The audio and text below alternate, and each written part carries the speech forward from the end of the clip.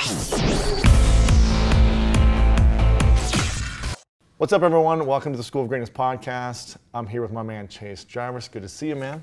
Super happy to be here. Thank you. I'm pumped to be here. We're in your studio. This is a different setup. We're in LA, downtown. Yep. You're filming for something right now called 30 Day Genius. 30 Days of Genius. Yeah, it's a series of videos on Creative Live. We're going to make sure this comes out at the right time because I haven't even announced the stuff yet. So okay. This is like, well, what's the link going to be, just so we're aware? creativelive.com/30 Days of Genius, the number 30 Days of Genius. Okay, cool. We'll time it up. And yeah, for sure. Make sure it's like, out there. You go there and you click a button and then you get Yes. a badass interview every day for 30 days from Very cool. game-changing Awesome. creative and entrepreneur. Awesome. We just did one, which was fun. So thanks for having me. Having me on. You're in the club, man. It's I appreciate it. I appreciate it. It's a tight club. Now, I'm curious, for those that don't know who you are, I've just told them a bio about you just before this, but for those that don't know who you are and your backstory, I'm curious, who is the most influential person of your childhood, and what was the biggest lesson they taught you?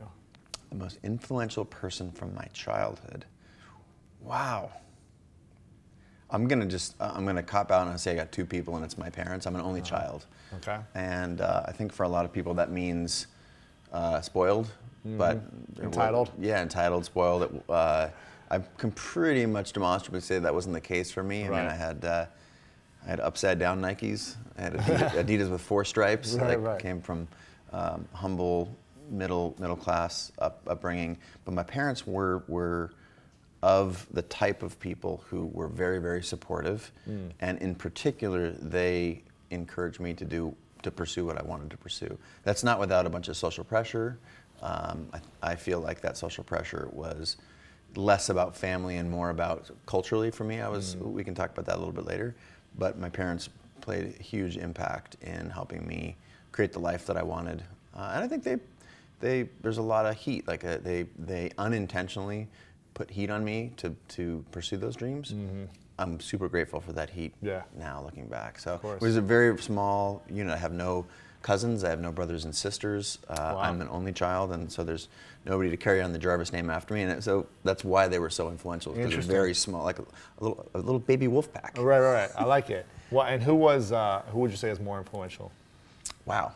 Who was more influential, and then which one taught you the most important lesson? I think that they have taken turns at different times. I think when I was younger, so my dad was a cop, and my mom worked in admin at a biotech company. My mom stayed home a lot when I was younger, and so she was very, very impactful for me. She's a neat freak. She's very, I'd say, organized, and she's very much a doer. Right. And so early in my career, early in my life as a youngin', that she was very, very influential. And then a little bit later, when I think, and this is also probably biological as well, I started connecting more with my father, because he was working basically, he was building houses for us to live in during the day, and then he would work the night shift from literally, I think 11 till 11, not 2 in the morning until 11. So he was basically gone.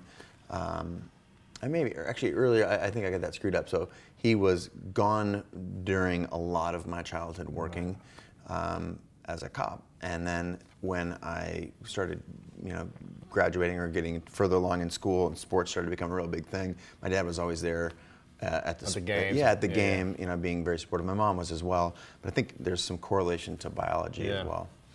What would you say is the biggest lesson then?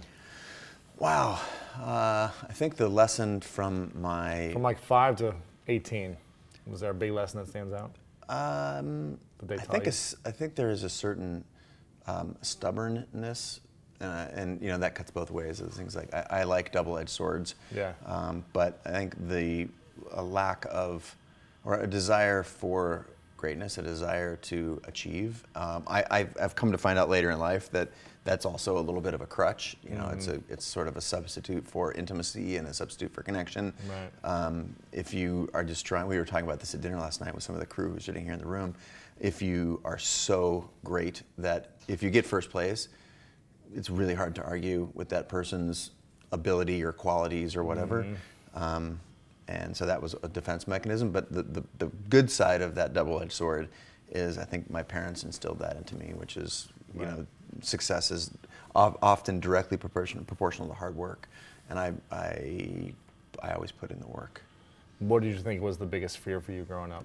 Did you have big fears? I think the biggest fear for me, and like just total transparency, we're going there in this interview, I can tell already, but what was the specific question? It was the biggest fear biggest growing fear. I think obscurity. Just like not being present in the conversation, whether that conversation is about greatness or just like being nothing. Being in the conversation. Yeah, being nothing, being vanilla, being obscure. Was that in like the teen years, or was that in college, or? I think that was a theme. You know, I'm an extroverted person, generally speaking, although I feel like I'm getting in touch with my introverted self in this sort of second arc of my life. But early, it was very much about achievement, greatness, being successful. And again, you know, you have the book and the podcast, The School of Greatness, being great and lifting others up around you. And it's a very complex thing, being great, being a great leader, just being a great doer isn't the whole picture, ultimately. Yeah, of course. And so I think there was a fear about, the fear around being obscure and not being noticed or relevant, and then dramatically overcompensating by, you know, being the captain of a football team, the captain of the soccer team, and hanging out with the skate punks, and you know, getting academic scholarship and getting athletic scholarship, and how can you try and be great at everything so that you can silence all the haters? And ultimately, like that's kind of a not so awesome existence, trying to not achieve for the sake of achievement or sort of self-fulfillment or actualization, but achieve to shut up people who might criticize you. It's the same result of greatness, but I believe deeply in the mentality of how you got somewhere. So. You know, I had a lot of insecurities when I was in middle school, high school, even before then. I feel like I was very insecure and unsure of myself. What were your biggest insecurities? One of the things that I have learned about myself is that I'm rarely aware of insecurities in the moment. I'm just living that sort of fear cycle or that conversation that goes on inside you, and then I'm only able to identify them by looking backwards. I think that's a saying, you can only connect the dots looking backwards. So as I try and connect the dots looking backwards, I think I was very insecure as a very young person. I wore glasses. And did you need them? I needed them because one of my right eye was developing much faster than my left eye.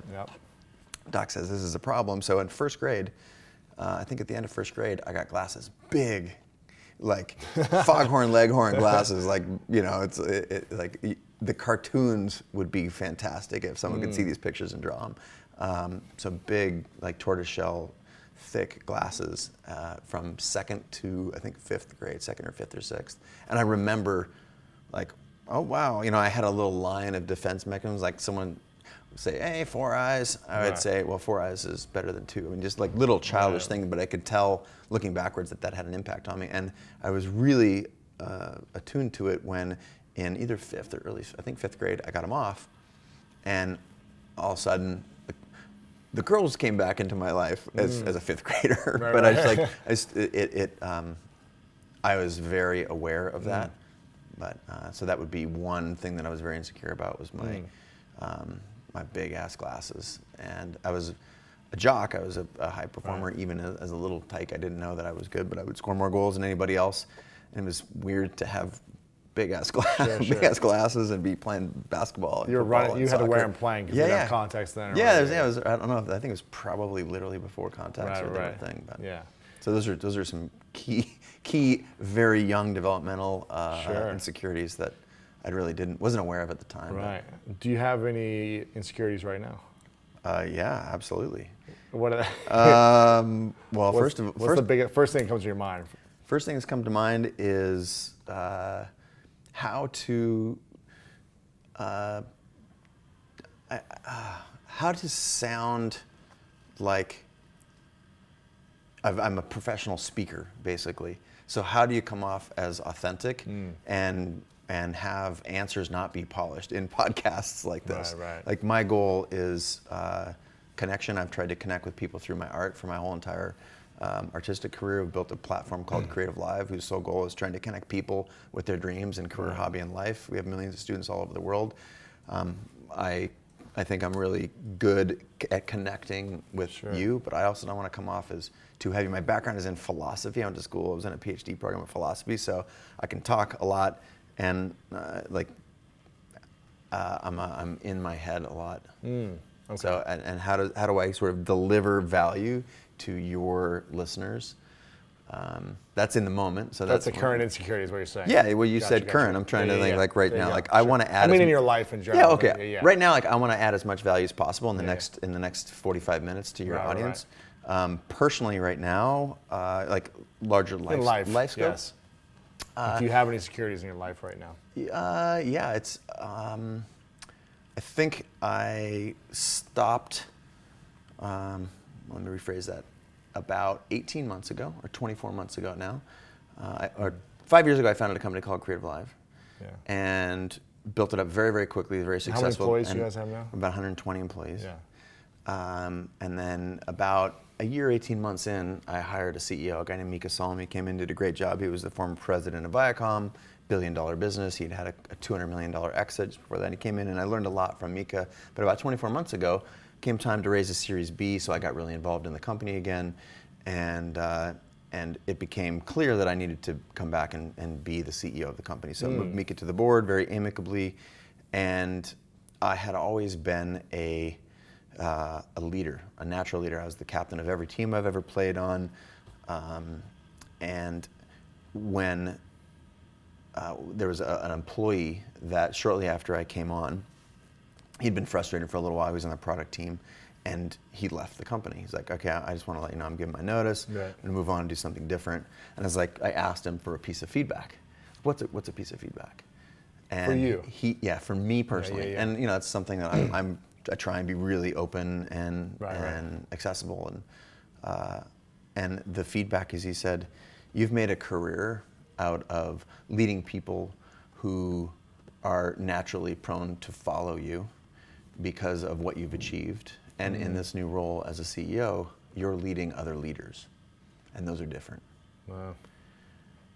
And interesting. That was like a gong right on my forehead. That was like a wow. And it's a very different sort of role to be in. And I still consider, my work as a photographer and a director still, very alive and well. But my primary focus is very clearly on Creative Live and taking that to the next level. And so the ability or the requirement to step in and lead, as again, there's a natural skill set there for me, but to lead in a different way, lead other leaders. As opposed to followers. Yeah, I think fans fans or followers. And boy, it's a phenomenal challenge, and I think it's my biggest challenge, and it's something that I love. I'm putting a ton of energy into that. That's what's taking up my time outside of all the day-to-day decisions of running a 100-person venture-backed company. So what have you learned about yourself since that feedback? What have you applied or tried that you learned something new about yourself? That I'm capable of it, and I see glimpses of it, but I don't yet have it mastered. Right. And it's welcome to the club. Yeah, but it's so fun. I go back to the earlier thing, confession about like a desire for mastery as a life, like in everything. Like if you just crush in everything and you work super, super hard, then you can silence all the haters. And so for me, going to town and doing the work to be a different kind of leader than I've been before, at this point in my career, is just a phenomenal challenge. I think I honest, like total transparency, I think I was resisting it early on. Yeah, sure. And just the opportunity to be open to new things. I think ultimately it's not ironic that one of my biggest skills, but biggest passions is lifelong learning. Yep. It's not a surprise that I created a company around lifelong learning. Sure. So this has been my biggest challenge. Wow, okay, I love it. I'm gonna step back one step and talk about insecurity, not with you, but this is just coming up from where as we were talking about this, because you are known for creativity, you're extremely talented artist, photographer, world class. A lot of people know about your work. How does insecurity cultivate creativity? Oh, love this question. And hold artists back from being successful at the same time? Because as I'm thinking about it right now, insecurity actually drives a lot of people to being super creative, whether it be a musician or an artist or a photographer, but also I can see it holding them back. So no, I love the question. I'm going to think for just a second. And do you need insecurity to be a great artist? I'll start with that one because that's easy. First of all, the things that made you weird as a kid, those perspectives that you were afraid of, like that actually makes you great. That like going there is part of that's the sauce that people can connect with, and you being bulletproof and perfect and all these other things that we try and be, and obviously there's no chance at that, but we posture, and those are all the things that sort of alienate and disenfranchise and create a division between you and your fans or followers and people who might love your work. So what made you weird and quirky, those are your biggest strengths as an artist. So you said there are artists for whom insecurities drive success. Those are the artists that are willing and able to capture that and go there. And then there are artists who have the insecurities and the folks that when they stand off from those things, they are unable to connect with their audience. And I don't mean to say that some artists have it mastered and other artists are still on that journey. I mean to say even within one career, there are things where we're able to go there and tap into that weirdness that we have as a kid or that unique perspective. And then there are other times in the same life or same arc or maybe even the same album for a musician where you weren't able to really go there, and you can tell it has this sort of, it has this veneer to it. So ultimately those things are so core to creativity. There's a designer friend of mine named James Victory who I often quote. He says, "In the particular lies the universal." So what is it about your particular situation right now that is a story that you could tell through a piece of art, through creating something that seems super, super focused and finite and very you-centric? But ultimately, those are the things that there's millions of people who have experienced that in some way, shape, or form, and that allows the connection. So. Wow. So would you say that if you've achieved your success as an artist, everything you touch turns into millions or impacts people, that in order to continue doing that and being successful as an artist, and whatever success means to you, that you need to still be insecure? Or can you be completely secure in yourself? Nah, no one's, I mean, I know a lot of super, super famous people that are crazy insecure. Right. And I think there's the belief that you've achieved success and success is overnight.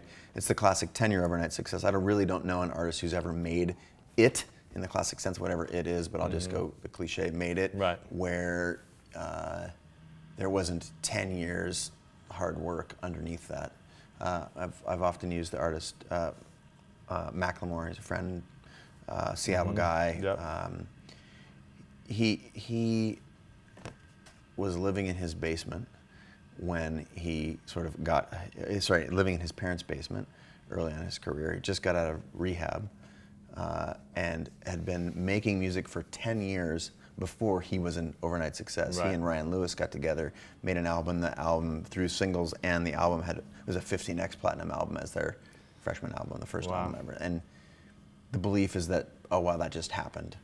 And there's always all kinds of hard work that's happening underneath the surface that people don't look. It's sort of like a swan, right? It looks calm on top, but underneath you're kicking like hell. And even that sort of level, again, keep pulling on this Macklemore thread, his next album is very much about exploring the insecurities that he had at the Grammys, winning 4 Grammys your first year. Performing, Artist of the Year, Album of the Year, Rap Album of the Year. Being friends with every big celebrity. And overnight. Still just like want to crawl out of your skin when you're alone with yourself. So there's this dichotomy, and I don't think anyone's ever mastered it. And if they have, I don't know. I haven't experienced it myself. It's more like it's like waves. Like waves come and go, and waves are different size, and you catch some waves and you don't catch others. Sure. I'm really interested in this sort of arc of my life and around exploring our shadow selves, which is that side of us that we don't really want to look at or pay attention to, because it's like in there lies, I think, a lot of the answers to what we're dealing with right now. Right. Now, biggest opportunities. Now, did you ever have a corporate job starting out? Were you ever? The job that I have right now, sitting on this couch, is the most corporate thing I've ever had. But you went right into finishing school and being a photographer pretty much right away. Yeah. And I should say that I felt I think this may or may not, but may resonate with your listeners or watchers, because we're recording this here. I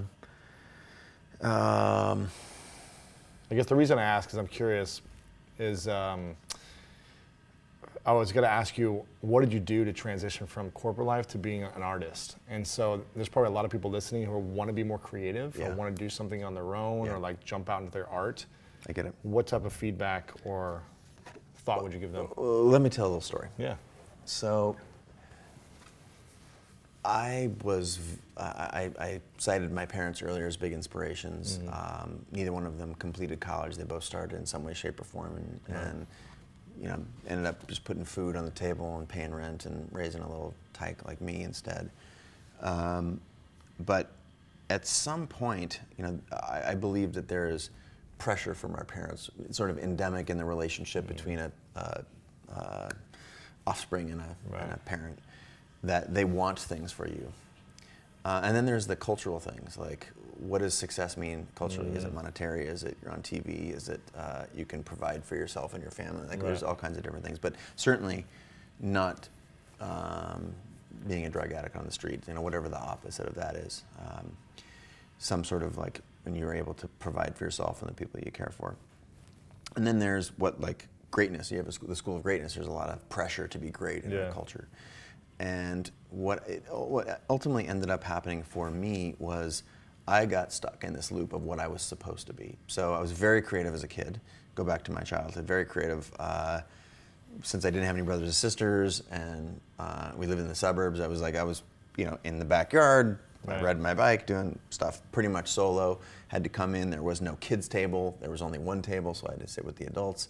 But very creative, and yet the kids in my school who were creative, it was like always talked about with air quotes, like, oh, he's so creative. I was like, I don't want to be creative. It's like, oh, there's, you know, Sally in the corner. She's so creative. Right. So I basically went the opposite direction. I said, okay, well, what's the opposite of that?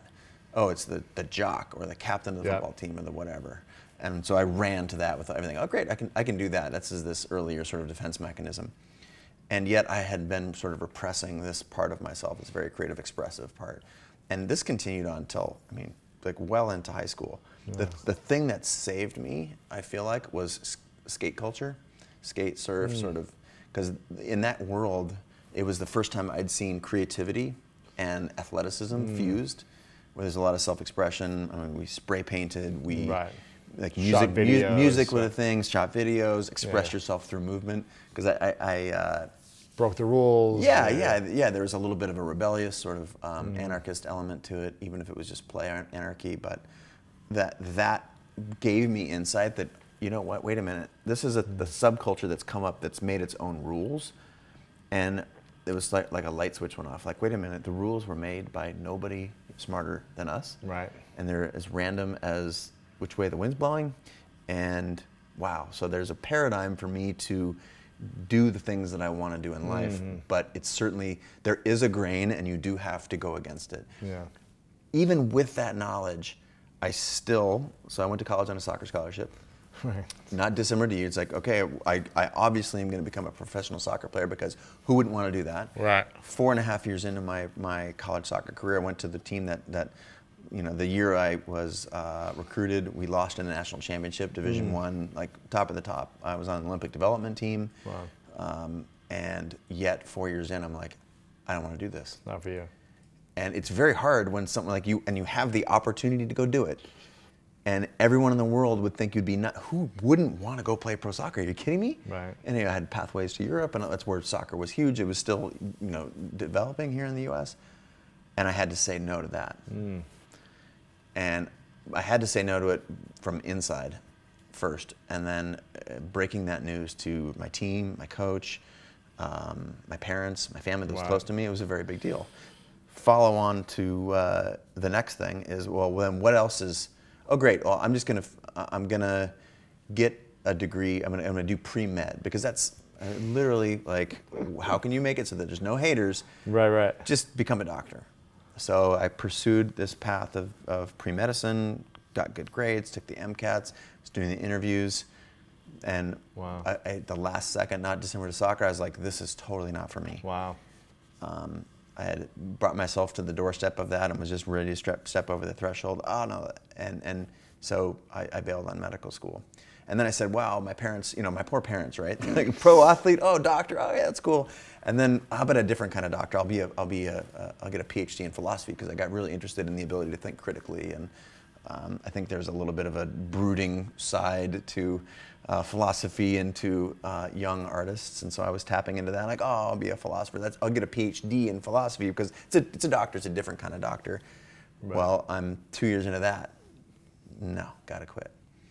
And what I wanted to quit to do was to go back to that creative roots, the stuff that I saw and tapped into through skate culture, and that I had lived my whole life internally but never really expressed. And so I stopped everything and I said, I'm going to become a photographer. Wow. And that was a mind exploder for most of the people in my world, in my community, my family. What year was this? Gosh, that would have been 1996.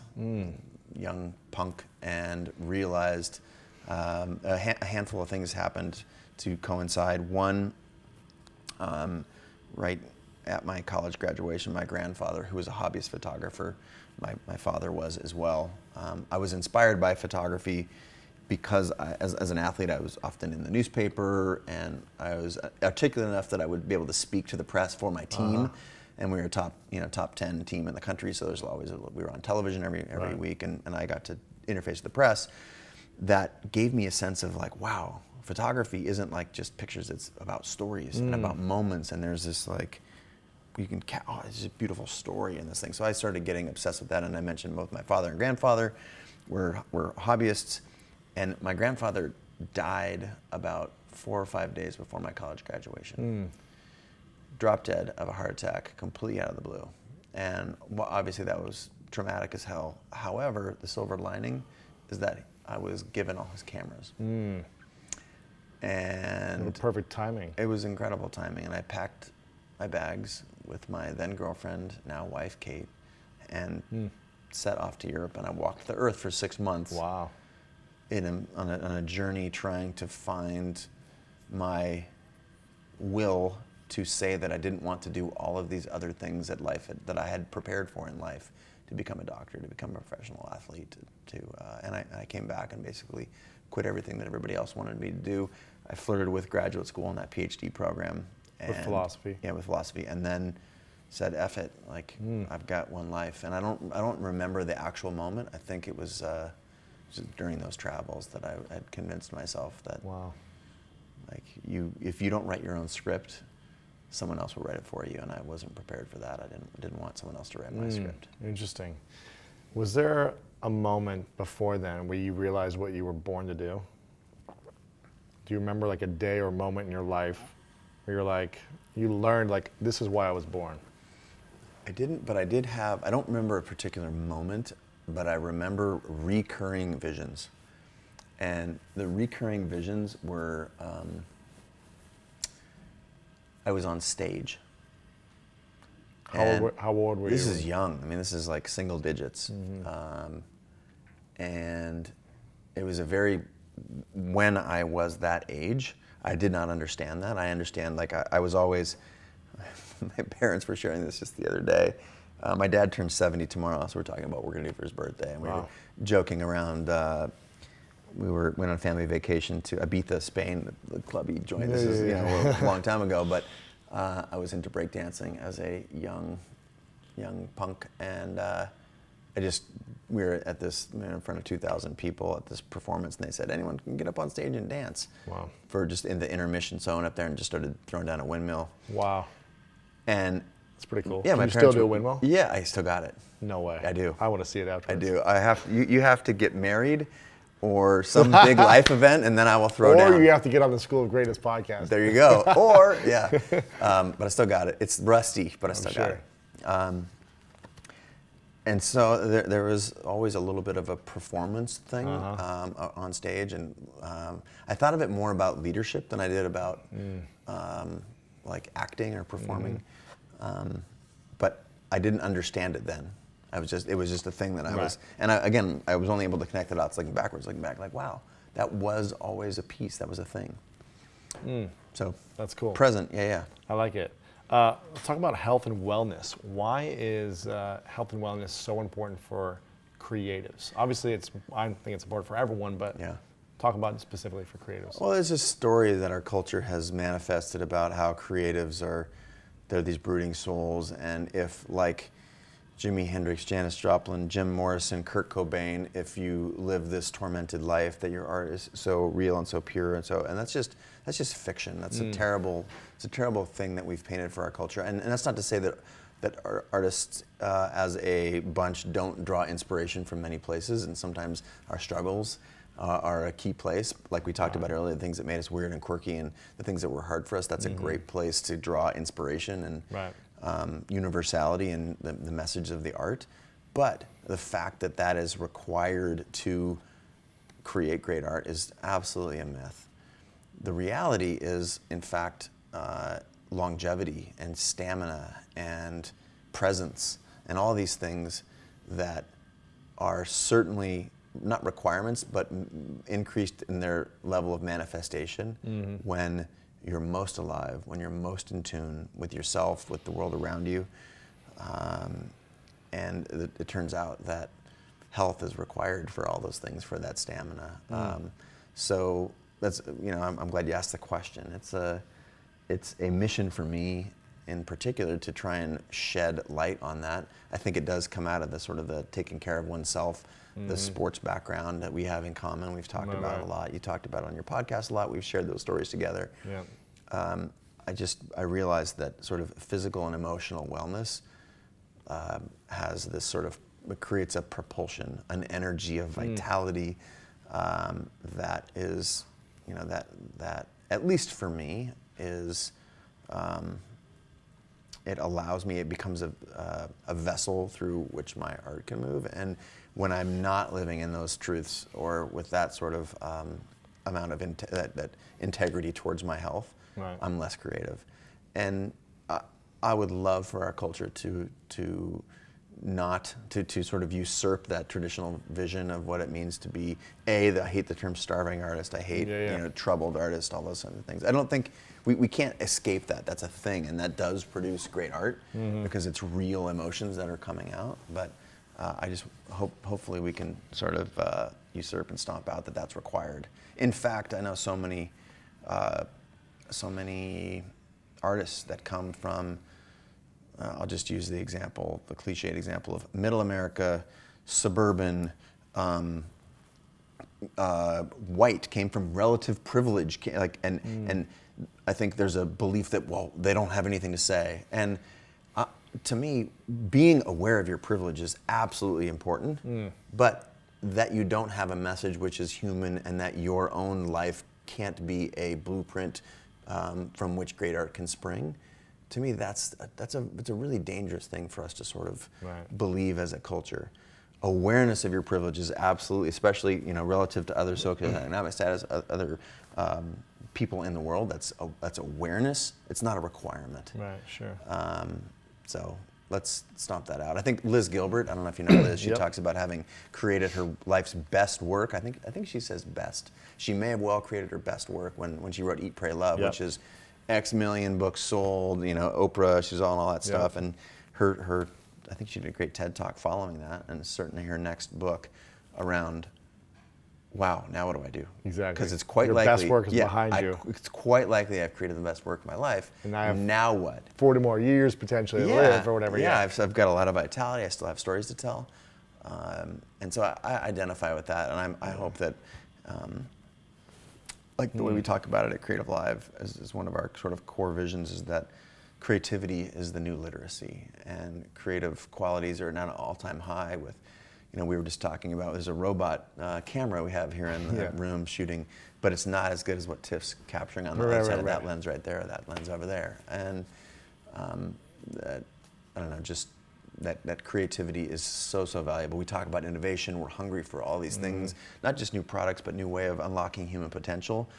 And those mechanisms are going to come from humans. And what if we could put as much energy into creativity and supporting that as a concept that we did put into literacy back, in the post-Gutenberg press, 1400s. I mean, before that, it was called the Dark Ages for a reason. Like literacy provided, like life expectancy, all these things increased dramatically. The infant mortality rate went down. All these things changed when you could communicate ideas. What if we put that same amount of energy culturally into creativity? So I would prefer we shift towards that mindset culturally than that, there's not a creator of all of us, and artists are this weird disenfranchised bunch. And I think it's bearing true right now as all these things are at an all-time high. Sure.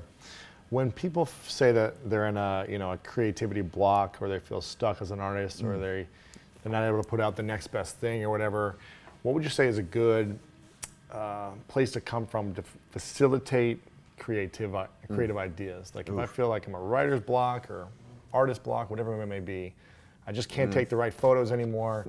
I have no idea what you're talking about. It never happened to me. What's something that someone could do, or in their business, they're entrepreneurs, to, is there a process? Can we get into that you this? do? Like, let's get into this. Let's do it, man. All right. I want to know the process. So, I think having many solutions is the answer, and not that there's not one go-to thing that solves all things. So having a couple tools in your toolkit.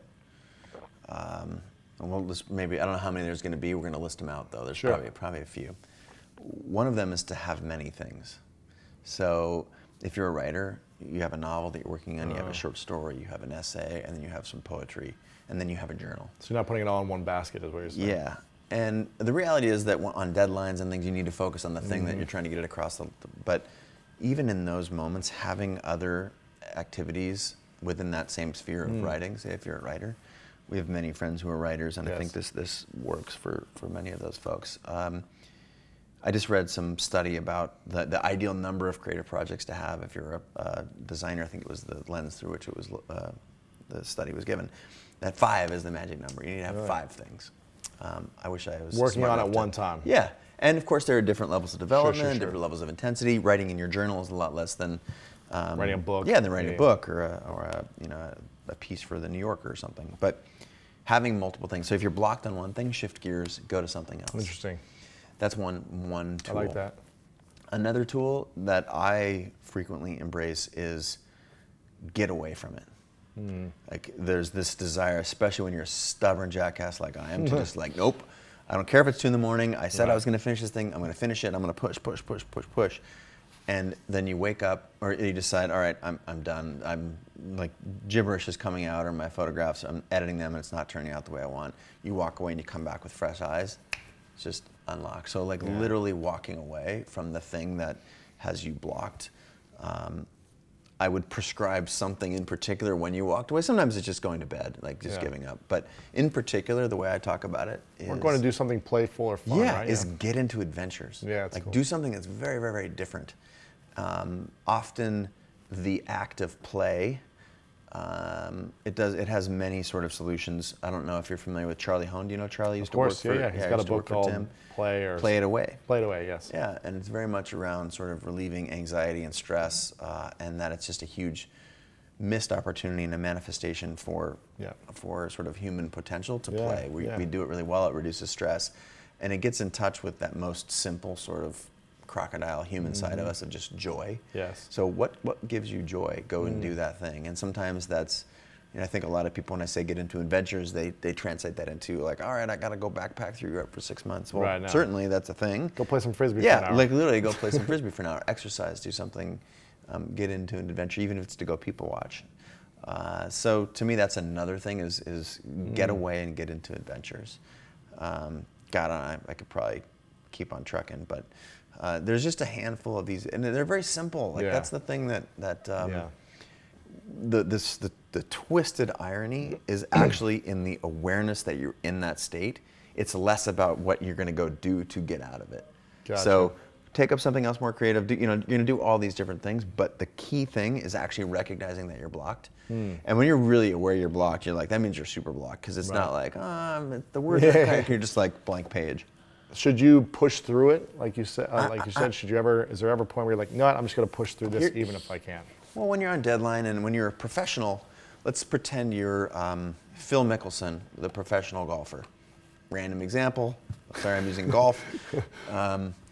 Nobody on the PGA or his sponsors really care how he's feeling today. Right. You just got to do it. As a pro, you are paid to step up and hit the ball out of the park, or hit the ball down the middle of the fairway, or whatever your analogy is. And as a professional creative, very much the same is true. Like the people who are showing up on set to shoot a Nike commercial, for example, if you're not feeling it, you're not just like, oh, I'm not feeling it today, because there's hundreds of thousands of dollars being spent all around you. You're actually paid to deliver. And so I do take a certain amount of pride in being able to produce creativity on demand. But that in and of itself is exhausting. It's not always there, so sometimes you do have to push through. But I think most of the folks in your community here, for whom like being a professional creative at that level is not really the point that you're trying to make. Right. So pushing through, not. I think it's contextual. If you're a professional and you're on deadline, that's what you're paid to do. If you're not, then I would advocate one of those other things. Sure. Step away, get some other perspective. We talk a lot about community too. That's one of the things that whether you have a mentor, a friend, a partner in business, a team that you work with, the idea of bouncing ideas off one another and getting away and sort of getting unstuck is very powerful. The exchange of ideas, for me at least, and the people that I run around with, it's a powerful mechanism. When you are, like behind the camera and everything you shoot is like award winning. Like every photo is just like, wow, this is a masterpiece, which is probably all the time for you. But when that happens, when you're just in the zone, you're just like, man, this shoot, anything I click, it turns into magic. Like they could use any one of these photos and it would be on a billboard. Yeah. What is, how do you get in that zone? Like what is that, how do you facilitate that for yourself? Or is it just happens when it happens for you? I think it's pretty intentional. And go back to the life of, this is an area where I think I want to split hairs for your audience, because let's talk about like, you're asking the question to me on your podcast. So for me, who is a professional creative and has spent their whole life creating, in many times on demand, in very pressured situations where hundreds of thousands of dollars are being spent on that particular day, and if you don't get the job, you don't. Not only do you not succeed at this job, but no one calls you. Your reputation is gone. Yeah, because the people, the level of people who do that work is very small, and that circle is it's a small circle. So you have made a career out of delivering. I believe that there's you're certainly hotter and colder. But Roger Federer is hotter and colder, but Roger Federer is still Roger Federer. It's still the top. Yeah, and it's very much about going to what you know. And that has to do with sort of routines and beliefs and self-talk, I think, is very important. What do you say to yourself before every shoot or project? Or I visualize success for everything. I see, I think Ira Glass talks about this thing called the creative gap, which when you're first starting out at something, what you see in your mind, like, oh man, I want to make this particular photograph, or even build a business. I want to build a business that looks like this. And then you set out, you invest a year of your life to create this business, or a week of your life or a day of your life to create this particular picture. And the gap between what you see in your mind and what you're actually able to create is the creative gap. And through repetition, practice, skill, self-talk, visualization, the goal is to move those things closer and closer, that what you saw in your mind and what you're actually able to produce. And as a professional who is paid to hit the ball down the middle, is paid to create great things for, whether for inspirational companies or for myself, when that gets to zero, and the creative gap is zero, I believe that I can make the things that I see in my mind now. I have the tools, I have the resources. Experience, everything. Yeah, the experiences. And being, like, that is the zone that you get in over the course of a decade. Yeah. Certainly years, but I think it was probably a decade before that was zero for me. And then there's a new game that starts all over again, what is the thing that you will be building? Yeah. Because it used to be, I want to be able to make a picture. And for me now, it's like, what is the most compound thing? I want to make a picture, and I want to tell a story about making the picture, and then I'm on both sides of the camera. I'm shooting, and I'm like in the campaign. Producing. Yeah. It's like I try and sort of build up a level of complexity, and how do you manifest that, or how do you build companies like Creative Live is a project for me. So what does visualization look like for you then on a daily basis? Is it a daily basis thing? Oh man, what is it? Yeah, absolutely. Visualization for me started as an athlete. I, as I mentioned, went to college on a soccer scholarship, and colleges are basically laboratories. You know, we had trainers that were, you know, taking care of us, and they're in school, but they're taping our ankles every day, and you know, the training staff that's learning to be trainers is actually taking care of the student athletes. And, and one of the vehicles that we were exposed to was sports psychology, the act of sort of visualizing the outcomes that you wanted. I dabbled in it in high school, and I had one experience that was a life changer for me. Really? And that was, I knew that going to college and getting a soccer scholarship was important to me. I had the same option for football, and visualizing the outcome that I wanted at the end of the season. And where I went to school, football was in the fall and soccer was in the spring, so you could actually do both, which was very different than most other places in the country. It's usually the same time. Usually the same time, but for me, I started dabbling with this visualization in football, and I saw myself, you know, scoring touchdowns and intercepting, you know, passes and things that were prudent to the positions that I was playing. And I sort of was a little bit lazy about the practice, but I realized that I was manifesting these things. I realized that I didn't score the number of touchdowns that I wanted, but I actually intercepted the same number of passes that I saw at the beginning of the season at the end.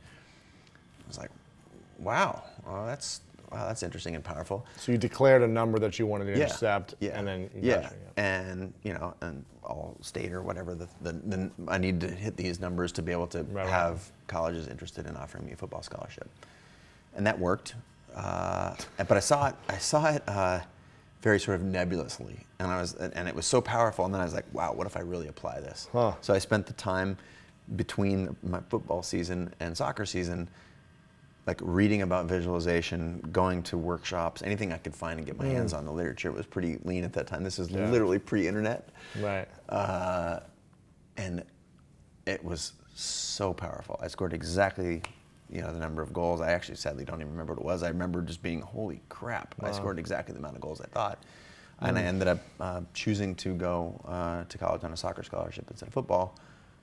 That was very powerful. And then when we got the opportunity to apply that at the collegiate level with trained professional psychologists, I was like, this visual, there's something here. This sort of putting it out there in the universe, creating a narrative around what you have achieved. And you talk about this a lot in your book, in School of Greatness, and certainly on the podcast.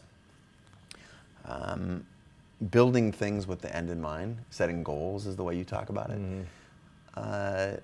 And so visualizing now the outcome of a shoot, or the outcome of building a company, or success milestones with Creative Live, I very much intentionally sit down and do that every day. In fact, I have 10 things that I do every day, and I track them with an app called Habit List.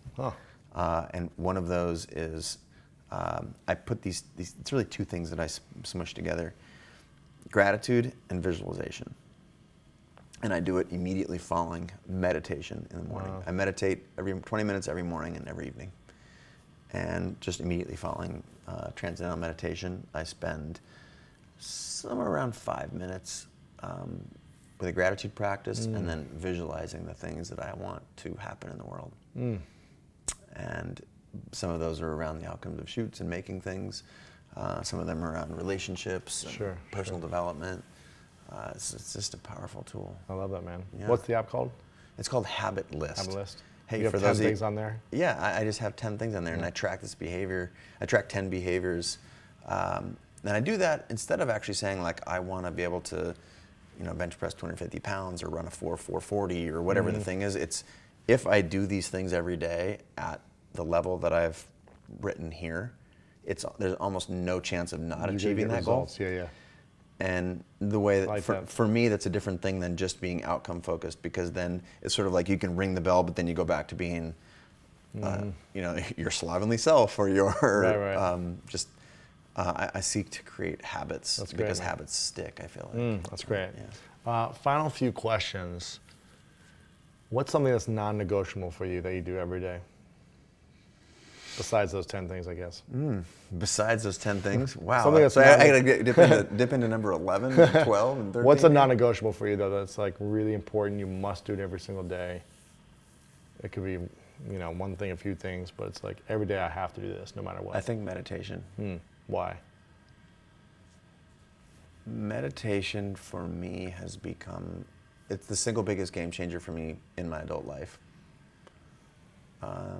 Gave me the ability to sort of tap into the oneness. I'm looking at you and you're Lewis Howes and I'm sitting over here, but the way I think about it when I'm in that still place is that we're absolutely 100% connected, and whether it's energy or there's all kinds of different ways that we are the same. Right. There is no other, and that sort of the unifying feeling that creates is a very powerful way to start the day. It makes things like intention and the best analogy for me is, I don't know if you've ever heard interviews with Michael Jordan, but Michael Jordan talks very clearly about playing the game of basketball, and it appears in slow motion for him. Yep. And so he's able to very easily see what the right choices to make are, where to pass the ball, whether to shoot or not shoot.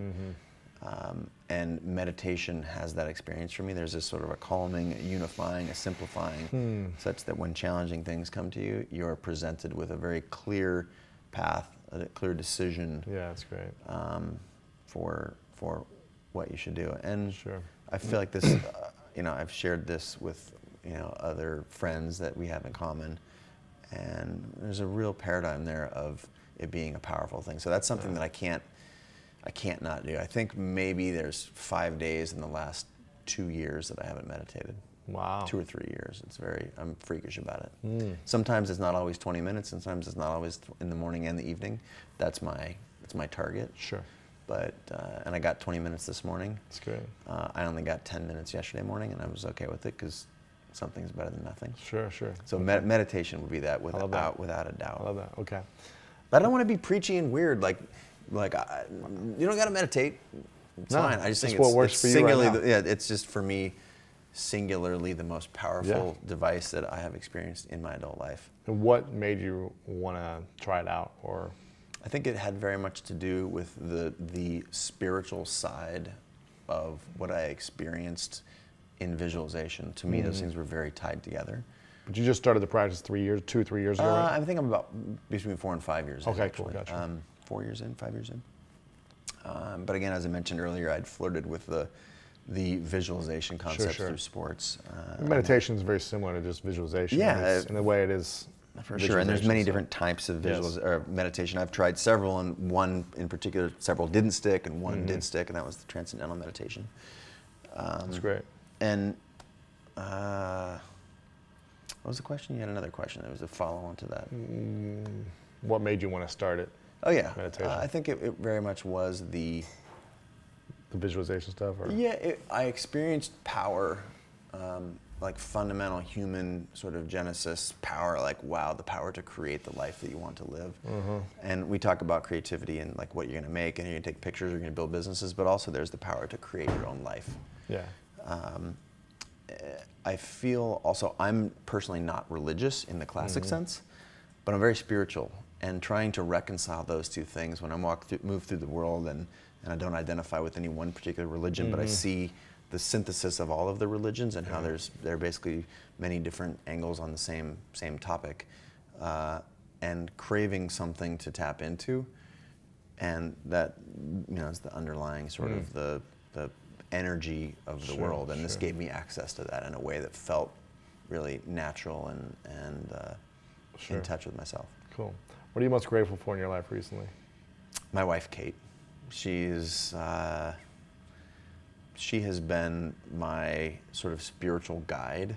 She's helped me sort of understand a lot of these things. I think I'm a classic extroverted type A male. And for a long time, I believed that everything I had came from that. Yeah. And so why would I want to give that up? And actually, she was the one who really moved me into meditating, to trying this meditation with her around transcendental meditation. And that unlocked so many things to me that made me, in part, realize that the thing that I thought was my edge that had got me all of this success, or any success that I'd had in my life, sure, it caused me a lot of pain, but the success came from being this sort of aggro, intense dude. And what I've come to find out since then is that actually that level of intensity and aggro was an anchor. And in sort of finding this sort of balance and this peace, that everything in my world accelerated. And that was a aha moment, or aha 5 years worth of moments. And I attribute, there's personal work involved for sure, but I attribute the desire to embrace that personal journey to my wife, Kate, she's awesome. I know she'll listen to this because she's always tapping into these things, but Kate's great. That's cool. What's something small that you've done, or something that people don't know about you've done that you're really proud of?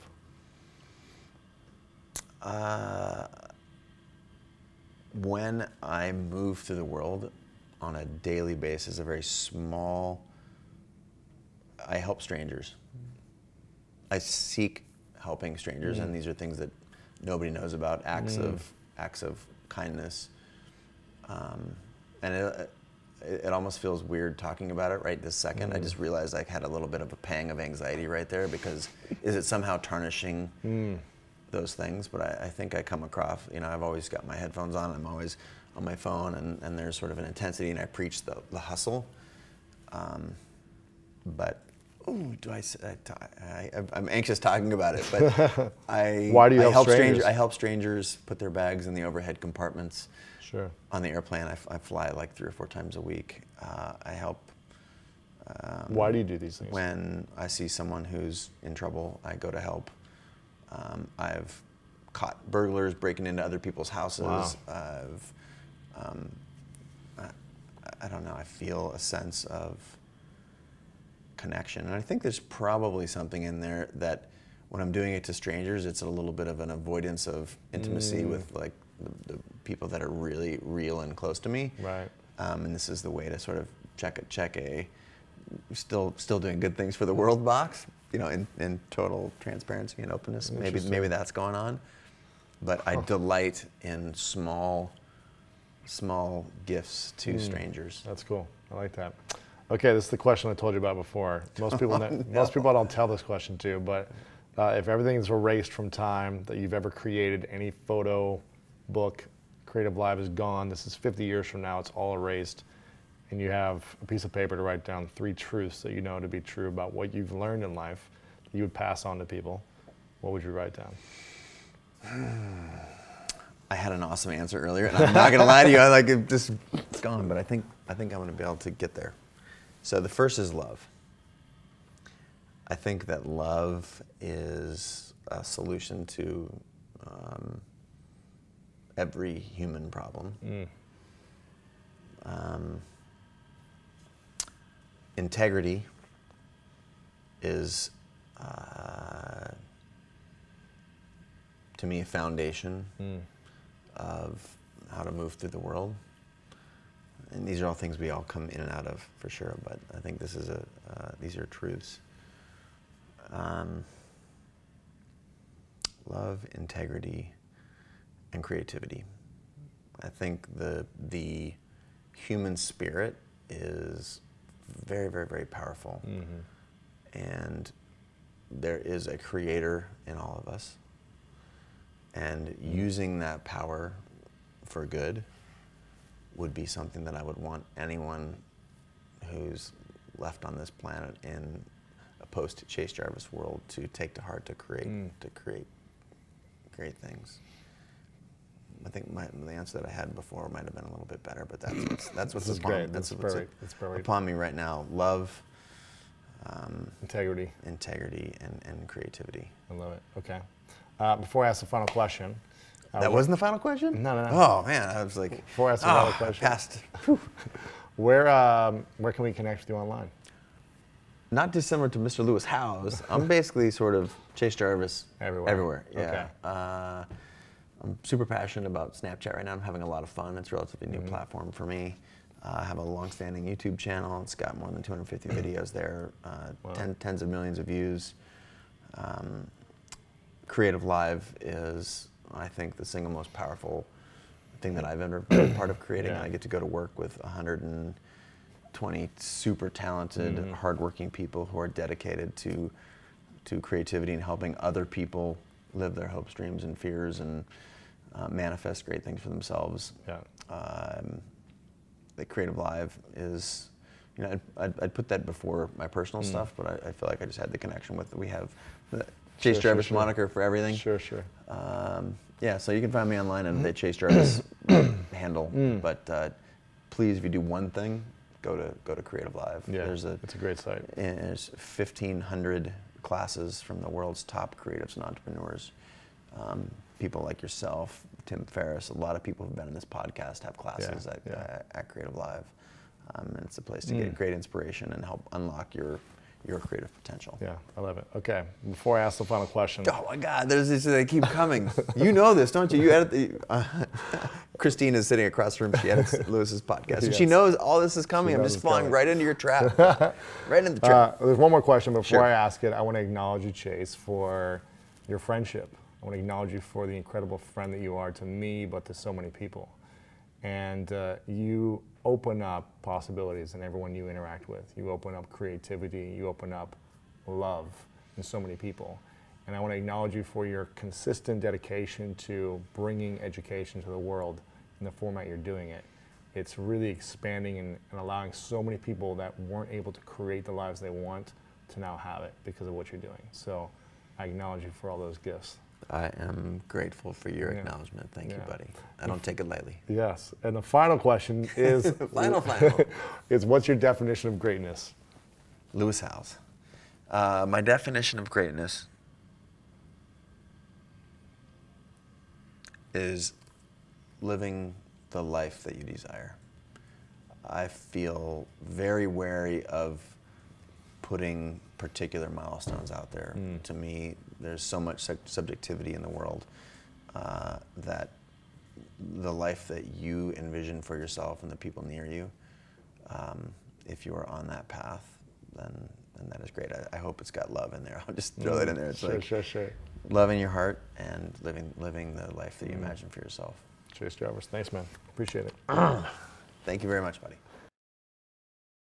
Hey guys, thanks so much for watching this video. I really appreciate it. And if you enjoyed this video, then make sure to subscribe to my YouTube channel. You can do that by clicking right here to subscribe, because each week we come out with awesome, epic, and inspiring interviews and messages and videos just for you. So click subscribe right here to get notified of new videos every week. Also, if you enjoyed this specific interview, we've got a lot of great interviews like this that are uplifting and inspiring. So click right here to watch the previous interviews, because the people I've had on are pretty cool and epic as well. So click here to watch previous interviews. Click here to subscribe. I love you guys, and I'll see you very soon.